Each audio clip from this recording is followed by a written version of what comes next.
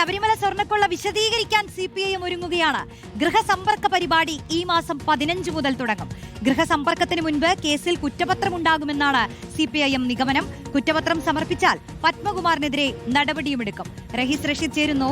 റഹീസ്, നിയമസഭാ തെരഞ്ഞെടുപ്പ് അടുക്കുമ്പോൾ പ്രചാരണ വിഷയങ്ങളിൽ അത് പ്രതിപക്ഷം വലിയ രീതിയിൽ ഉന്നയിക്കുന്നതിന് അത് ജനങ്ങളിലേക്ക് ആഴത്തിലെത്തുന്നതിന് മുൻപ് തന്നെ ഈ ഗൃഹസമ്പർക്കത്തിൽ വീടുകളിലെത്തി ആളുകളോട് ഇത് വിശദീകരിക്കാനാണോ തയ്യാറാവുന്നത്? എങ്ങനെയാണ് പദ്ധതികൾ ആലോചിക്കുന്നത്? പ്രത്യേകിച്ച് ഈ കുറ്റപത്രം ഉടൻ ഉണ്ടാകുമെന്നൊക്കെ അറിയുമ്പോൾ എന്താണ് CPIMന്റെ നീക്കം? റോഷ്നി, LDFിലെ 2 പ്രധാനപ്പെട്ട കക്ഷികൾ സന്ദർശനം നടത്താൻ തീരുമാനിച്ചിട്ടുണ്ട്.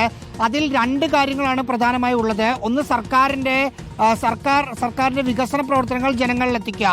ഒപ്പം അതേപടി തന്നെ പ്രാധാന്യം കൊടുക്കുന്നതാണ് ശബരിമല സ്വർണ്ണക്കള്ള ആളുകളുടെ മുമ്പിലേക്ക് വിശദീകരിക്കുക എന്നത്.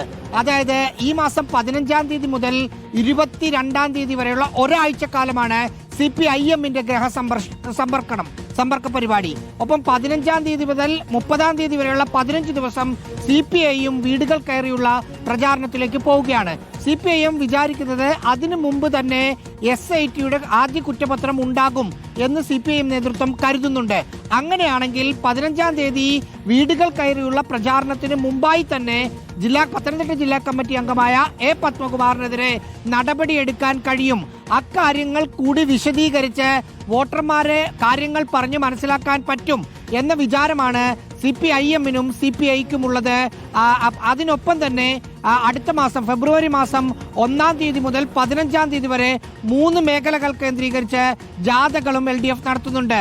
അതിലും ഒരു പ്രധാനപ്പെട്ട പ്രചരണ വിഷയം ശബരിമല സ്വർണ്ണക്കൊള്ളയിൽ വിശദീകരിക്കുകയാണ്. റോഷ്നി.